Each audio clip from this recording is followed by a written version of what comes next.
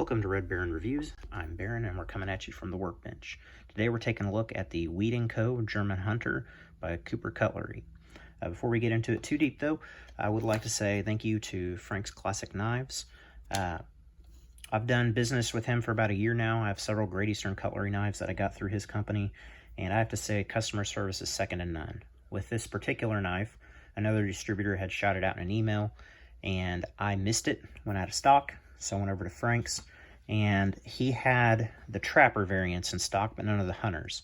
I know it's a sin in traditional pocket knife culture, but I do not like the Trapper. It's my least favorite pattern. That being said, because of what these knives are, I went ahead and bought one, and I put in the notes that if he got a Hunter in stock to call me and I'd like to purchase it. Fast forward a couple days, he said, "Hey, I've got one coming in horn. Do you want me to swap it out?"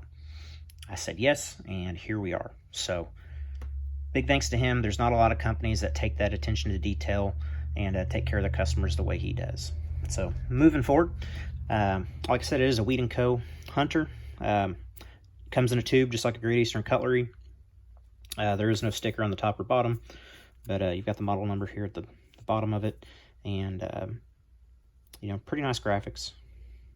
I have opened this knife, but I wanted to show you guys how it came from the factory. I'll go ahead and open it using my Great Eastern Model 97. It comes in a sandwich bag, and inside that sandwich bag you get the knife, which we'll get to shortly, and you get some paperwork. Has some scripture here. This is on there because it's, you know, Weed Co. So it's one of those things to kind of help depoliticize it, I guess. But that's there. Along with that, you get a card with the warranty information, and then just some specs on the knife. We'll breeze through the specs real quick. I found with most knives, specs are just that. They don't really mean anything until you get the knife in your hand. But essentially, this one is 440 stainless steel. It's got copper nickel bolsters and a brass liner. You can kind of pause and read the card if you want to. That being said, we'll move on forward. So the knife. This is a large knife. Like I said, this is buffalo horn for the covers. We went over the bolsters already and the blade steel. Just to give you a size comparison, this is a German Hunter. This is a GEC 97, so a little bit smaller there. And this is a case back pocket. And just to throw some other things in there for size reference, have a Victorinox Cadet, business card, North American Arms mini revolver. This is the 22 long rifle. Box 556. If you don't have any of those things laying around, I don't know what you're doing with your life, but you should probably acquire some of those. And we can get the tape out and get some rough measurements here. So about 5 inches, just a hair over 5 inches long closed. Open it up. Overall length right over 9 inches, with a blade length of around, cutting edge anyway, around 3.5 inches. Total being 4. So there's your specs. Again, in my opinion, those don't really mean a lot. It's how the knife is in the hand and in the pocket. So moving forward, like I said, buffalo horn covers. And we're going to do a deep dive on this because this is the first run from this new company. From what I understand, they're using old Queen cutlery and Shutt & Morgan equipment. So kind of a first release from them. A lot of people are curious on the quality. I have not carried this knife. It literally came in the mail today and came out of the tube. Starting from the bottom here, there is a very slight gap right here. Nothing that I would normally nitpick over, but as you see, as we're going to go through this, all these little critiques are going to add up. So it's also got some, it's not quite uniform across the bottom. There's some grinding that's been done, but overall not a big deal. Moving up to the pins are all actually really good. They're flush. This one is a little proud, but I mean, I can really kind of feel it if I run my nail across it. It's not sharp. It's not anything that would cause any problems. I'm actually really happy with these. I've seen a Great Eastern Cutlery and case pins come out that are worse than this, so good job there. On the shield, this is where I'm not real happy with it. So there is a blemish right there. And there's some other, almost looks like kind of pitting underneath that finish. Not a big fan of that. You know, this is one of the reasons that I bought this knife, was simply because of the Weed Co. and it being so unique, but also having some historical roots. I was really excited about this model, and the shield on this one I'm just not impressed with. But anyway, we'll move on.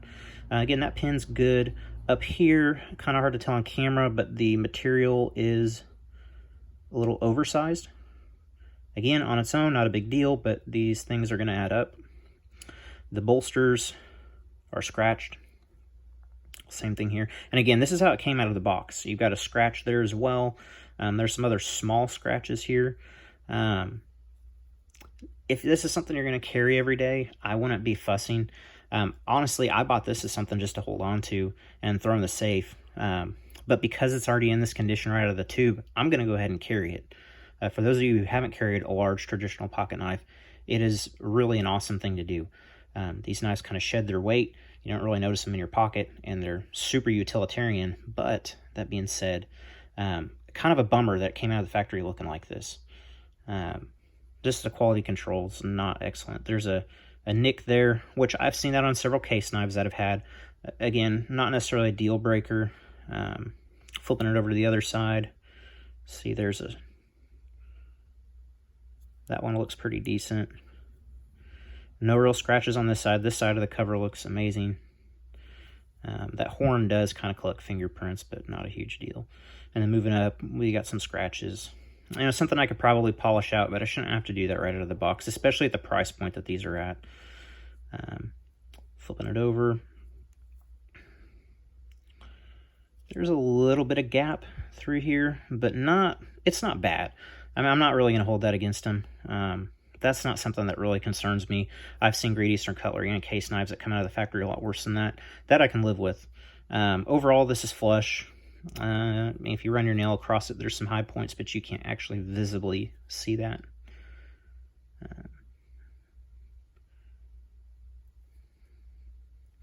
Centering. It's centered. It's centered pretty well. I'm happy with that. Sorry, my dog's going nuts in the background. We'll go ahead and open it up. There is no half stop. I can go either way with that. When I first started collecting knives, case was the majority of what I collected. Most of them don't have a half stop. And it really wasn't until I got into Great Eastern Cutlery that became a thing. So not a deal breaker to me. The nail nick here, I love that it's a long pole, and I love this. I believe it's a match strike pattern is what that is. I love that. That to me is really cool. So we'll go ahead and open it up. There's the Weed Co. Weed Co on the blade. Sorry, my fingerprints are on this thing. This is polished so brightly, if you even touch it, it's going to reflect, which I like a high polish knife. But here's the gripe with that. So there are some scratches. I mean, it's there. That's what it is. You know, if they wouldn't have done a high polish, I don't know that would show like it does, but they did. And there it is on the other side. Flip this around. Kind of the same deal. You got some scratches. And honestly, that looks like rubbing. I can't tell yet. You know, I haven't carried this knife yet. This isn't something that I've opened very many times. That kind of looks like rubbing to me. I'm not sure. I guess time will tell. Since this is in this condition, as previously stated, I will be carrying this regularly. Going to the grind. Kind of reminds me of how Buck does their grind. It's a little more coarse than, say, like a Great Eastern Cutlery. You know, I'll pull this one out. Now, this one has been sharpened, but, you know, that's pretty representative of what that looked like out of the factory. A little more shallow. I need to clean this thing off. But more polished, refined, I'd say.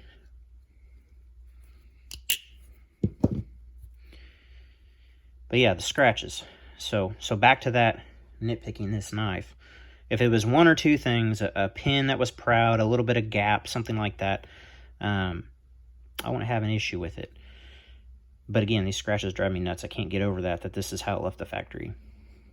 The tip, this is a little different. I don't normally see the knives that have a tip this ground this far. I don't think it's a bad thing necessarily. Just not something that I'm used to seeing. In fact, that may be a good thing. It might be easier to sharpen than the 97s. I know my 97s with the swedge are kind of a pain to sharpen, and so this probably won't be that way. Now, my one concern with the tip that I'm not thrilled about. So this is a hunter, and with a hunting knife, you want a sharp, piercing tip. This tip, if I can bring it in, is extremely dull. I don't know if you can see that or not. It doesn't really, I mean, it's dull. I can run my finger across this all day long, and it's as dull as can be. For an everyday carry, utilitarian type of blade, probably not a deal breaker. It's not very often that I need to actually pierce or puncture something. Usually it's just slicing and cutting, but that is kind of a deal breaker for me on a hunting knife or on a hunting model. You know, compare that to the Great Eastern Cutlery, which I know this is the gold standard. I'm not trying to beat this company down by any means. These are both kind of in the same price range. At least when this came out, it was. Actually, this was less money than this was. And so, you know, comparison to comparison, if we're talking similar price range, they should be pretty close in quality, you'd think. But you can see how sharp that tip is. And this is a knife that's been carried for over a year. This is my primary EDC knife. And that, I mean, you can see I'm snagging my finger there. This is a sharp tip. The blade's sharp. You know, we want to talk about bolsters and things like that. This is a year of carry. Same thing with the blade. A year of carry. And this is a store model. So this is I guess you'd call it like a reject model, right? This one would go to a distributor. It has some proud pins. It's not perfectly centered. It's got some other issues with it. It's a store model. But it certainly didn't come in this rough a shape out of the tube. And this was a reject, essentially. But yeah, I mean, that's from carrying for over a year, coming in and out of this bearded and owl slip. And honestly, if we compare the two, a year of use, brand new out of the tube. So, like I said, I'll be using this knife now, so it doesn't really bother me too much. But yeah, I'm not thrilled about that.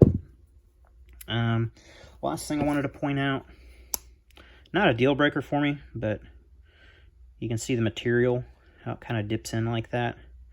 And I don't know, you know, maybe they were working with a limited supply of cover material, and that's what they've got to deal with. But some people, that might upset them. Me, not so much. So, overall, thoughts and impressions. I'm not trying to dog this company too much. I think Cooper Cutlery has some potential. I'm really excited to see somebody bring a big pocket knife and bring more traditional knives to market, especially U.S. made. Really happy about that. I think they have a lot of potential, and I was really hoping that it'd be somebody that could give GEC a run for their money, because these, even the 97, I mean, they sat out there for a while, but they're hard to get now. Any Great Eastern Cutlery is hard to get. But if we had somebody that was making knives in the similar quality, even if they're a little bit more expensive, if I can't get a certain model of GEC, maybe I could get something comparable from Cooper Cutlery. That was my hope. But that being said, for the price that these demand, I expect a little bit more. I think as a user, this would be great. If that's why you're buying it, no qualms, no issues. I can deal with all the little things, even at that price point, because the reality is, in and out of a slip, carrying this around and using it, this knife is going to look like this anyway in a matter of a few months. But if you're one of those, like me, I have some knives that I set back, and this was going to be one of them, and I was expecting a new knife, essentially, in new condition, it can be a little bit upsetting. But that being said, I think these guys will do good things. We just need to give them time, and hopefully their quality control gets better. So we'll see you guys next time. Thanks for watching.